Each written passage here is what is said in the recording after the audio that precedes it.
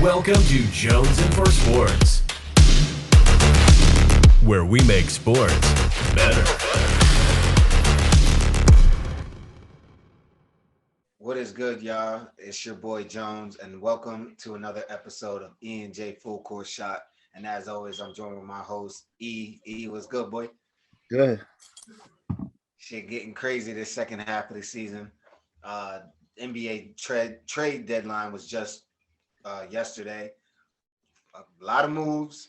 Some moves didn't get made that should have been made, but what we obviously gonna get into that, and then obviously we'll talk about the second half of the season and what we think the playoff picture will look like by the end of it. And yeah, we'll go from there. So starting off with the NBA trade deadline ending yesterday, a lot of trades, a lot of good moves. Starting off, who do you think won as far as a team? Who do you think won the trade deadline yesterday? It's hard not to say Denver. Yeah. Even though, hear me out, not hating on them because they're a threat to my Lakers now, but I've never felt like Aaron Gordon was like anything special. Right. But being what they already have, he's a good upgrade. No, definitely. You know what I mean? It's not like he's not a guy who's gonna like necessarily put you over the top. No. But he fits that role perfect because he doesn't have to go there and do anything special. Yeah. For me, I'm gonna go with the Heat. I think the Heat, a team that everyone expected to be good this year and just was looking real slow, and had some injuries, some COVID issues and shit like that. But now getting Victor Oladipo, that's not bad. That's not bad. Plus, you're getting your guys back healthy, and you were able to keep some vital pieces like Hero and Duncan. I think that was huge for them because you're going to need those shooters. And Victor Oladipo hasn't been looking too bad. He's been looking a lot more healthy. Well, I mean, I think especially now being in Miami, a place he wanted to be from the start, will definitely give him that little spark. I just don't know. Miami's a weird team. I just feel like somewhat like the Lakers. I mean, the Lakers are a different spot due to the guys who are hurt. I think the Heat, the quick turnaround really affected them. Yeah, exactly. And I think this is huge for them in a way that they weren't looking so good in the beginning of the season. Yeah.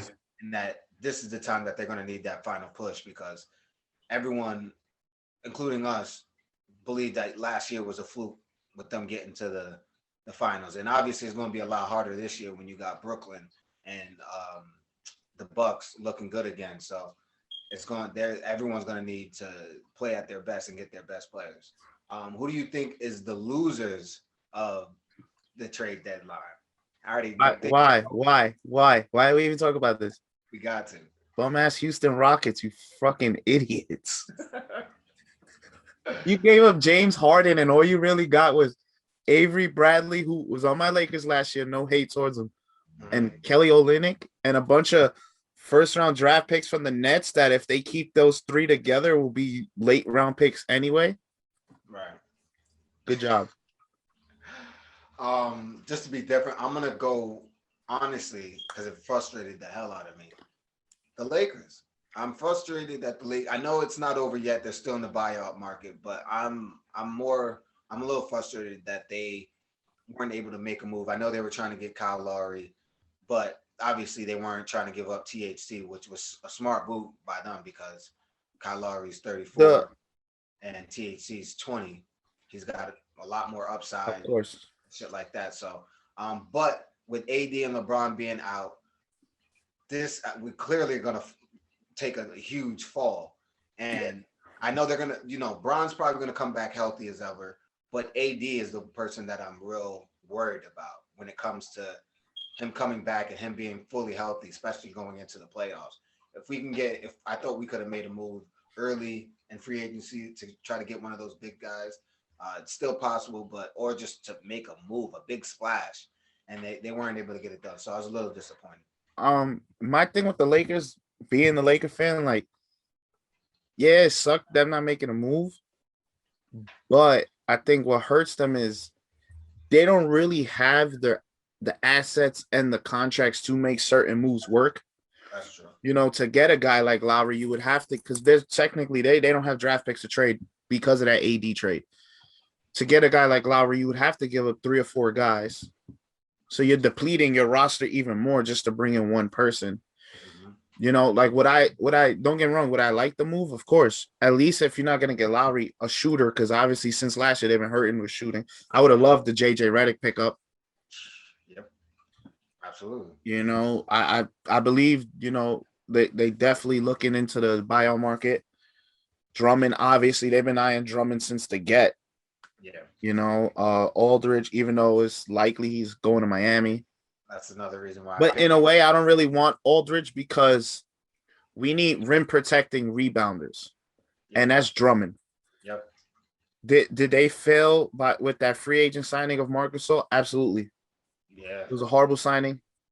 It's I remember when we first spoke about this, I was like, yeah, I would have right. preferred bringing back Dwight Howard Or McGee.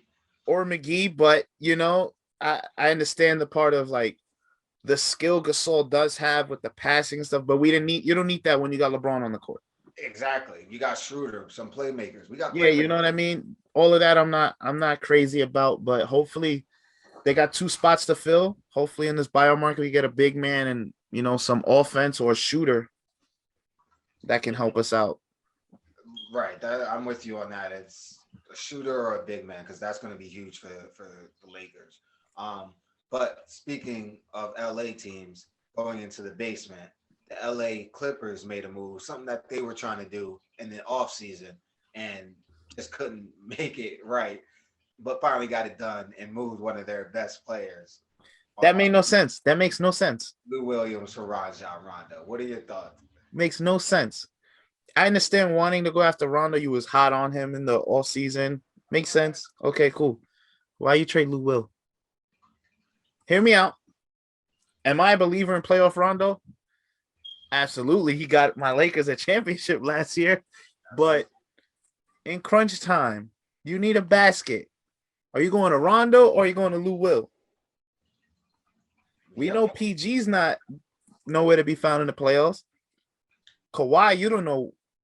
We don't know what's up with Kawhi if he's injured, if he's not. If that team, and they're not doing well at the end of games. They're not closing out games, which is I know for them last year, and it's already a problem now. So yeah, I don't think Rondo was the fix either for them. nah. Lou Williams was definitely someone that you needed on that team. Do I like the pickup of Rondo? Of course, but for Lou Will, no. Yeah, not for Lou Will. I think that was the wrong trade there. If it was the opposite way, then yeah, because Lou Will. And you know what we're gonna get now. You know what we're gonna get. All the Magic City Lou Will memes now that he's in Atlanta. Oh, yeah, he's home now. He's in Atlanta, so Lemon pepper Lou. I'm happy for him though. That at least he got to go home. And Yeah, nah. Just go do what you gotta do in Atlanta. yeah, why not? But it's funny that the Atlanta Hawks got rid of Ronja so fast. I mean, he didn't play much, so maybe that was part of the reason. But he didn't also get a chance to really mentor the younger guys. So I wonder how much they were able to pick up. That was a move I didn't really think made sense in the offseason anyway. I liked it. I didn't just think because it would make them that much better. You got Trey Young. You don't really need Rondo. Yeah, Rondo. Definitely an experience move, a vet move to try to spark it, and it backfired on him. But in return, you're getting another vet in Lou Williams, the greatest man of all time. So it'll work out I think the Hawks won this trade, if you had to ask me. Of course. But the Clippers I feel like they're just in desperate mode right now. They know that. Let me ask you this, since it's coming to my head now. If Kawhi Leonard and Paul George don't make it to the finals this year, is it a failure? Yeah. Yes. Why? Especially after blowing the lead last year. Here's my thing with the Clippers. I feel like the Clippers are competing with the Lakers more than trying to compete for a title. Yep. I feel like the Clippers look, oh, the Lakers are trying to make a move. Well, let's go do this. Oh, the Lakers are in on this guy. Well, let's go after him. The Lakers. Why are you worrying about the Lakers? Go get your title. If you Right. want to separate yourself and get out of that Lakers shadow, win a title. That's simple. You got to. And to answer the question, yeah, it'll definitely be a failure It's an because, absolute failure. like you said, they're only trying to beat the Lakers, which is retarded. That's not why you went to LA. You went to LA to try to win rings, and that's why you also brought PG-13. That's why you gave up everything you gave up for PG. Everything. So you're not gonna do anything in the draft. You screwed yourself there, and your team's not looking too good. You're looking like the same team that played last year, and we saw where that got you. And the West is much stronger this year. I feel like they're much stronger, even though teams got off to a slow start. I feel like Mavericks are going to be as normal. They're going to be better than they were last year. I think they'll get past the first round. You got the Nuggets, who you agree is made a huge jump as far as trades and shit like that. The one team I think could have did more to really like separate themselves should have been the Jazz. Yeah, You got the number one seed. If you want to really get away with it, you should have made a move. that's true. I think them adding, I don't know. I like the Blazers adding Norman Powell, but I didn't like giving up Gary Trent. Yeah. Gary Trent was huge for them. He's a shot maker. Once the bubble came, he just turned the lights on. It was He's somebody that you can put out there while you're resting Dame for a little, who you can knock some of these shots down and be that second guy to CJ while Dame is on the bench. Exactly. Well, then you got Norman Powell there too. I feel like that's part of the reason though why they made that move to move him is because they got CJ McCollum back.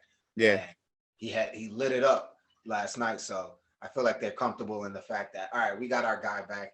Let's go find another spot where we can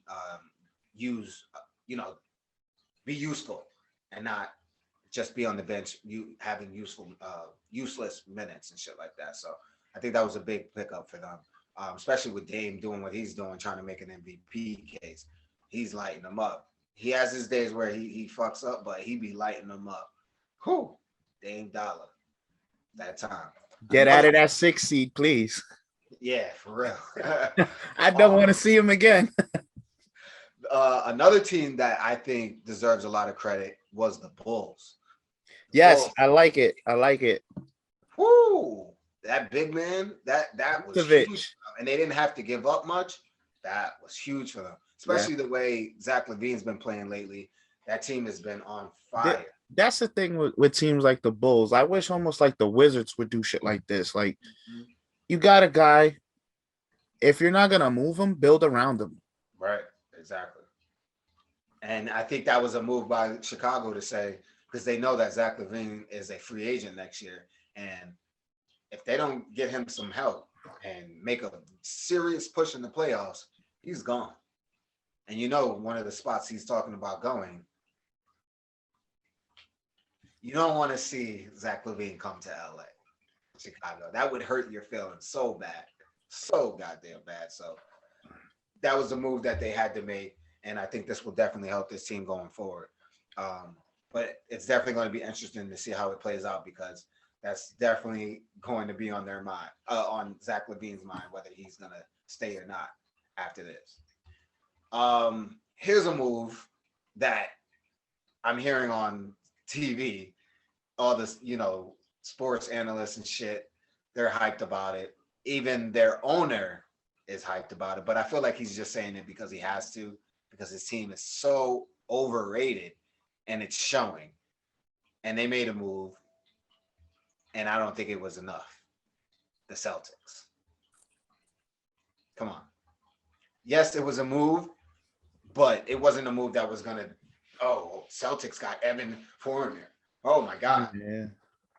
I mean, especially when you have Jason Tatum, Kemba Walker, Jaylen Brown, Marcus Smart.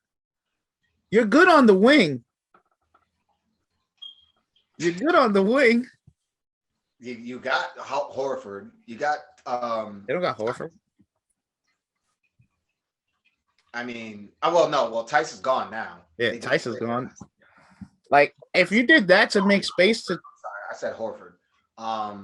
Who did they get this offseason? Oh, one of my lights just went out. Sorry, we're back. We had some technical difficulties, but we are back, and we were talking about the Celtics. And the one thing I wanted to say about the Celtics is I feel like their problem, like you said, they had those four big stars, but from what I'm watching, it seems like they're all trying to decide who's going to take over because they're all big names. Yeah. Kimber can take over and give you 30. Brown can take over and give you 30. Tatum can take over and give you 30. Smart can give you a surprise 25. You know, so, and I feel like they're struggling with that. And instead of just letting them play good team basketball, if they play regular team basketball, move the ball, it would be, I think they would perform a lot better. And they made this move, which I don't think is going to do anything for them. I think they're just going to have to eat it. And also, the Celtics are going to have to decide whether they want to keep their head coach at the end of this season because I called it last year. You said it. And I think it's time. It's time. You have this talented team. You got them the first year they went to the conference finals and pushed a LeBron-led team to game 7. And you haven't even sniffed the conference finals since. And you guys have been favored after that season to actually make the finals. You haven't even been close. You've been knocked out in the first round, I'm pretty sure, every year.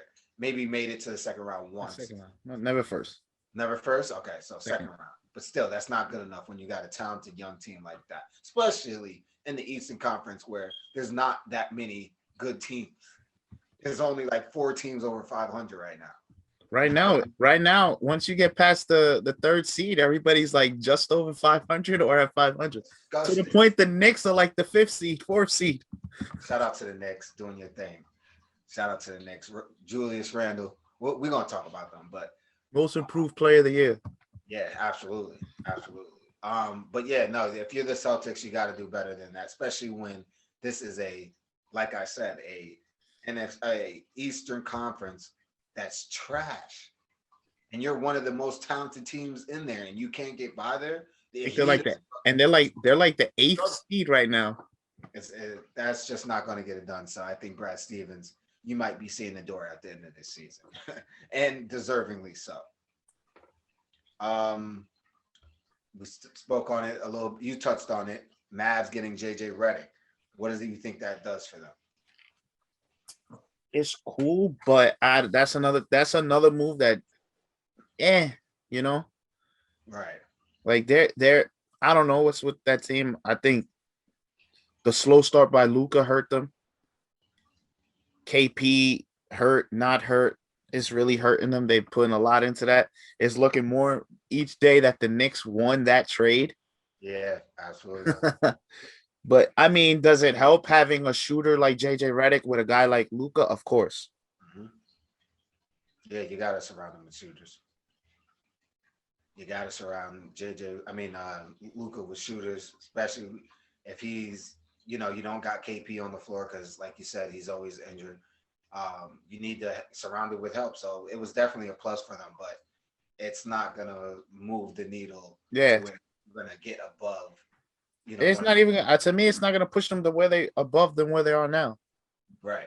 It's gonna keep you might win a first round, but that's calling it tough because there's a lot of teams that are out there in the West that are getting better now, and you can't sleep on them. So it's going to be interesting.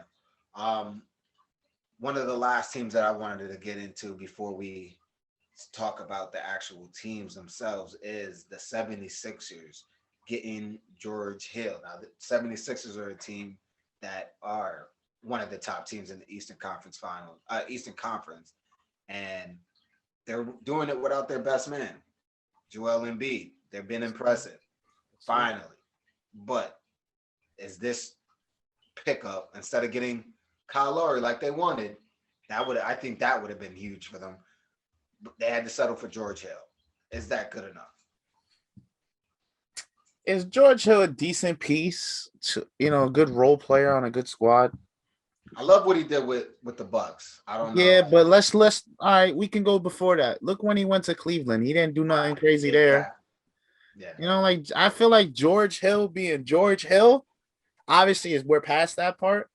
That's But now it's just like that's another move. Like that's cool. You know what I mean? That's cool. Like I mean, does it help them, especially a team like them who don't shoot very well? Of course. Yeah. Because obviously they don't shoot the three at all very well. They're one of the best. I think watching last night's game, them and the Lakers are the top two defensive teams in the league. Yep.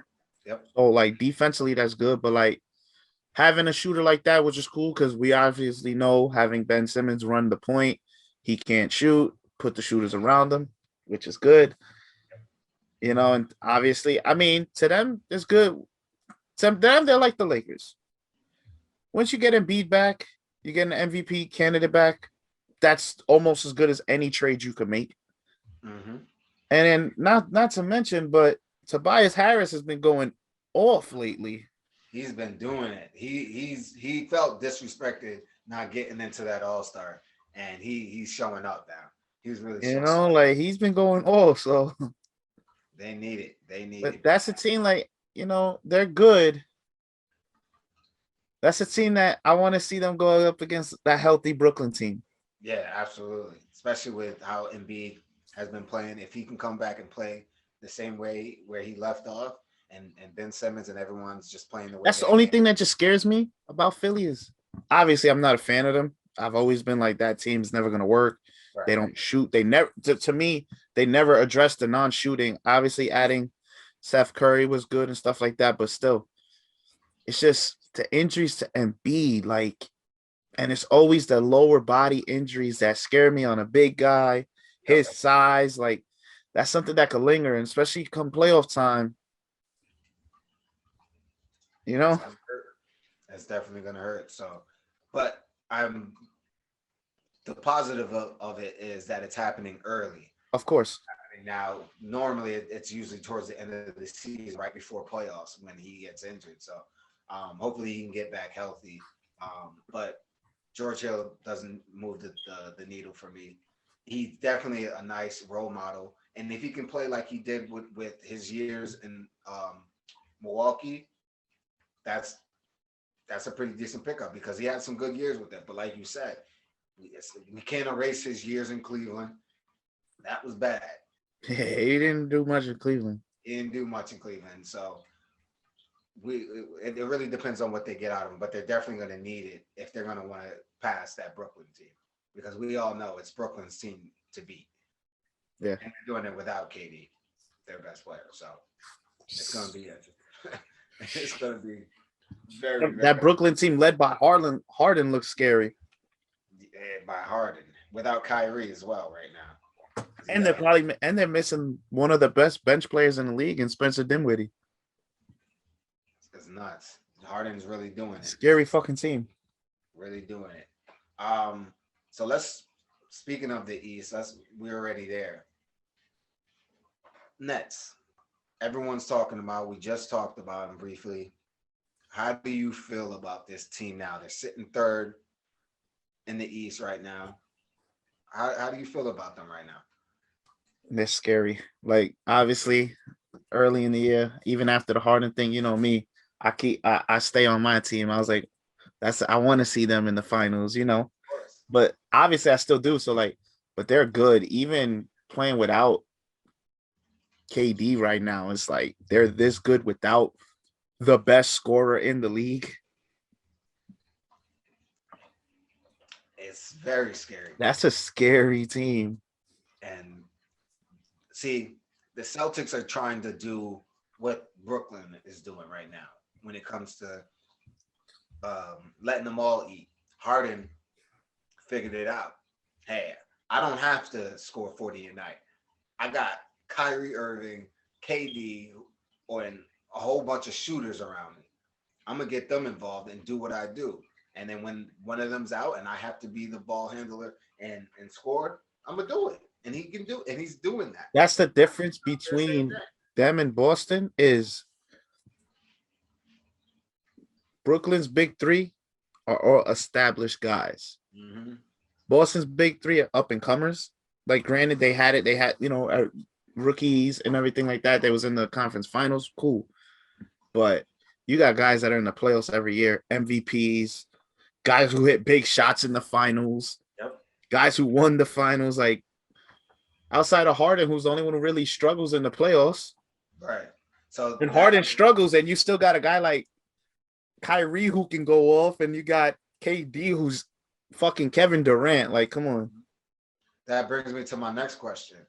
Do you think this success will change come playoffs? Because we all know how James Harden is in the playoffs. And we know those refs aren't going to call those same calls they're giving them now. We know it's going to be a different story. So how much is that going to affect that Brooklyn team then? Not too much when you got a guy like Kevin Durant. That's the biggest factor. Yeah. You have one of the greatest scorers ever to play the game waiting. It's that simple. It's that easy. The guy can walk, just step on the court and get you buckets. Like, come on. It's funny. It's funny because I hate to agree with you, but I have to. And I'm not trying to give them, like, I'm a Lakers fan. You ask me right now, you know who I'm picking to win the finals still. Us, of course. But I'm going to give them, like, you can't shit on the talent that's there. Do you think Philly will give them some problems if they meet each other or the Bucks? I think Philly will give them some trouble if Embiid is fully healthy, because they don't really have the answer for Embiid. Right. But I think they just have too much to give Philly. Like, those three wing scorers, you can't really. My other thing about Brooklyn is those role players are playing unbelievable right now for them. Will that success continue come playoff time? Because we know it's a whole different game. The thing that that pressure. the reason why I think they will, because remember, that team fought in the bubble last year and they had nobody. So those role players had to step up last year. Now, knowing they just have to play their role, they're battle tested. Yeah, that's true. All right, so now moving on from the Nets, we spoke on Philly already, so we'll skip over them. The Bucks started off slow. Now they are on a 9-game winning streak, going for 10 tonight, I think. We've heard this before, this team being this great. They were the number one team in the league last year. Giannis doing Giannis things. Is this going to be the same story that we see every year with the Bucks, or are they going to finally get over the hump and at least get to the conference finals? Well, at least getting to the conference finals, yeah. Just because the East is so fucking weak. Okay. And if they can avoid the Nets or Philly before the conference finals, yeah, I can see them getting there. But I don't see them making it to the finals or nothing like that. Yeah, I don't see them getting to the finals. But I do see them getting to the conference finals. Yeah. Well, maybe. It's between those three teams, the 76ers, Bucks, and Nets. It's going to be between those three teams. But the Bucks, I think it's going to be the same as last year. They'll have a shot to get to the conference finals. Who knows? It all depends on who they're playing and who's healthy and who's not healthy and shit like that. So that's going to play a big role. But I don't think they did enough to make it to the finals this year. Now moving on to a team that shocked me. I ain't gonna lie, to be this well. Let me pull back a little bit, because this team is only fourth because they're up one game in the win column over their losses. So let me pull back on that. But we're talking about the Hornets. 22-21, sitting one game over 500, but they're sitting at fourth. That's all that matters. I called it. I didn't call them being fourth. I called the playoffs team, and I called LaMelo before the injury rookie of the year. Yeah. Yeah. I know you were still like a little iffy on LaMelo. I was, but and I was telling you from the start, he's a dog. You know what it is? It's not only just LaMelo, Haywood really is like. No, of course, but you see how that. I agree with the money that he got paid, but he's fucking playing. It just with that whole dynamic change once LaMelo was a starter and stuff like that. Because now they get attention, and I feel like when younger guys on a team like that get attention, everybody plays a little better. Yeah. Now that like we get more eyes on us, now we're on nationally televised games more. So, obviously it's gonna hurt. You lose LaMelo for the year, but you still got guys who can step up there. Absolutely, and I think what helped Haywood is it's his team. Mm-hmm. And we saw the same thing when he was with Utah. When he was with Utah, it was his team, so he took over. Now, when he was with the Celtics, he's tried to fit in, and they're still struggling with trying to fit in with that team. And now he's with the Hornets. He doesn't have to fit in. It's his team. They paid him a shitload of money. You gotta go do your thing, and he's doing. You gotta go be the dog. You got to, and he likes being the dog. He doesn't like the back row. Playing for some younger dudes, getting all the reps and shit like that. Jaylen Brown. I'm not saying that they don't deserve, that respect, but I mean, yeah. Haywood is like, hey, I've been getting these contracts too. I've been one of the top players in this league as well, and I'm a vet. So he's showing it, and I'm happy that he's back. And he's bouncing back and looking good. So it sucks that LaMelo balls out though, because he was one of the most exciting players, not just rookies, exciting players in the league to watch this year. Because honestly, I didn't expect him to be this good. I knew he was going to be good. I didn't expect him to be this good and be this consistent too. That's the big thing. Everyone can, have a few games that they light it up for a 4 or 5 game stretch, and then they go right back into the rookie mode and do a bunch of dumb shit, turnovers, and your minutes get reduced and shit like that. But he's only turned up since he came on the court since day one. So big shout out to him. Hopefully he comes back healthy and leaves where he left off when he first started the season. Now, but a team, actually, I'm getting ahead of myself. Now, let me go to my Knicks. 23-22. Now let me say this when I talk about my Knicks. I know a lot of people were saying I was quiet. Hey, Sean, the Knicks are doing good. Where you at? I thought you were a Knicks fan too. You only repping the Lakers now? Like, what kind of fan are you? Relax.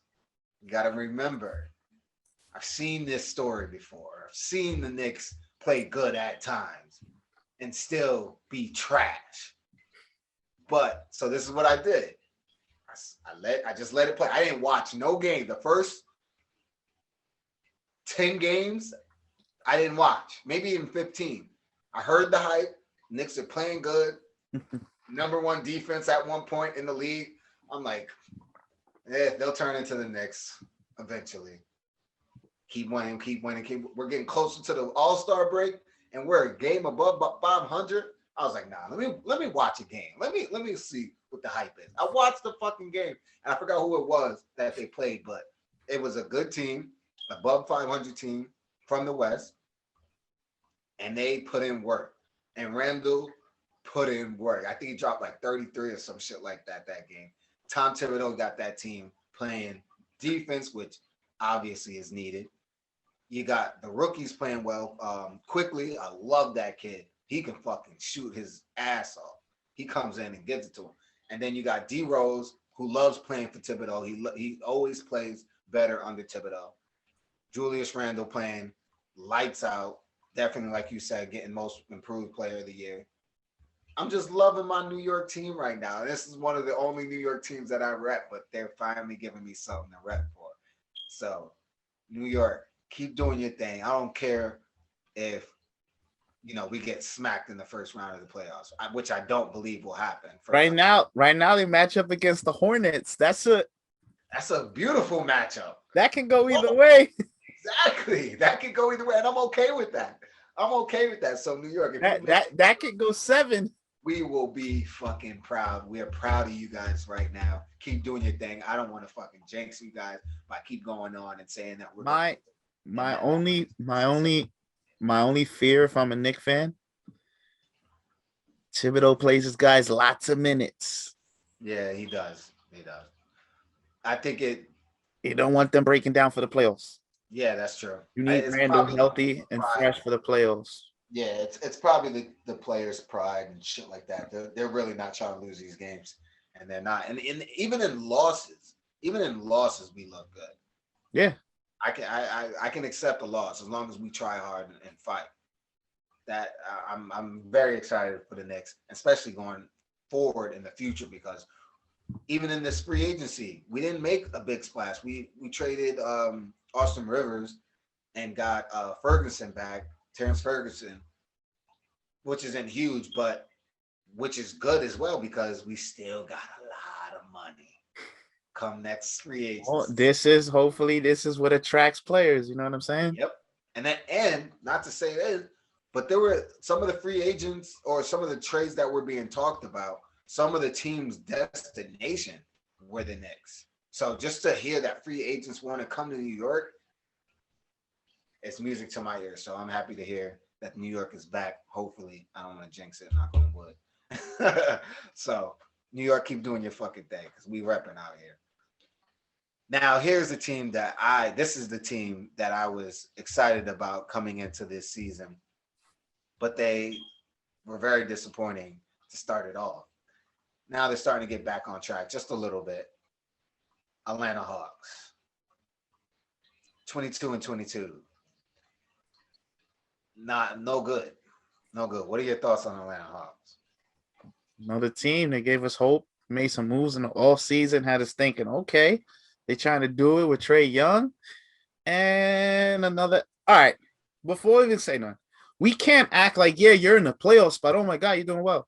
No, because if the East was better, you'd still be outside of the fucking playoffs. We're giving too many teams too much credit right now. Right. The Knicks, we can give the credit because we're the Knicks. We're used to the Knicks being horrible. We're used to the Knicks having maybe 10 wins right now. All right. So I don't want to. But for the Hawks, the Pacers, even the Celtics right now, the Raptors, they're all letdowns. Yep. Huge. So, like you said, you can't give credit to these teams that are in the playoffs, but they should be better than what their record says. The only exception, actually two exceptions, the Hornets, because I didn't think to see them above. The Hornets are the best of the worst teams in the Eastern Conference. And they're actually a good team, which is crazy. Same with the Knicks. After that, once you go down to the Heat, they're struggling. But yeah, the Heat, we can't say like the Heat. We know what the real Miami team is. They had their problems. Same with the Celtics. We know those are teams that can compete with the higher teams in the East. You know what I'm saying? Like they're not just going to be easily swept aside in the playoffs. Right. The other teams such as the Hawks, Pacers, teams like that, it's like you're only there because the East is bad. Yeah, I agree with you about the Heat, but the Celtics, even though they're the Celtics, just the way they've been playing, But that's a team that can go on that run and just right now they're make it to the 5th seed. So check this out, right? They're sitting at 8 at 21-23. You got the Bulls at 19-24. The Pacers at 20-23. Then the Bulls at 19-24. And then the Raptors at 18-23. Those are the teams that I think could possibly catch them. They could get caught if they don't. Of course. But same way they can get caught is the same way they can catch the teams ahead of them. I don't know. I think they can catch the Knicks. If the Celtics went on a run, could they catch the Knicks? All right, if the Celtics are playing at their best, only a few games. So I know. Yeah. If the Celtics are playing at their best, are they better than the Hawks? Yes. Yes. Are they better than the Knicks? Yeah, Yes, they're better than all those they're teams. better than the Hornets. Yes. If everybody's playing at their right potential, the Celtics are a top 4 team in the East. Right. No, I agree with you. You're looking at the cup half full. I'm looking at it half empty right now for this team. I'm just. And this is me, a Laker fan. You ask me about the Celtics, I'm gonna always say fuck the Boston Celtics. Right. No cap. I hear you. Hey, that's what we do on this show. We keep it real. We're not going to be on no bias shit. We always going to keep it real. Even though if we hate a team, we're going to keep it real. So Celtics, you going to have to turn it around. Or like I said, Brad Stevens, your ass is gone. Doc Rivers of the East. Yeah. And shout out to Doc Rivers because he got a lot of shit for the bullshit that was going on in LA. He deserves some of it. Some of it. But look what he just did to Philly. He got a team where they were trying to split that team apart. They were trying to get rid of. Oh wait, because when he did, but I understand that. When he first went to the Clippers, we got to judge Doc on how well they do in the playoffs. Because when Doc was in with the Clippers, even the Lob City days, they were good. Playoff time comes, they fold. We got to see Doc in the playoffs.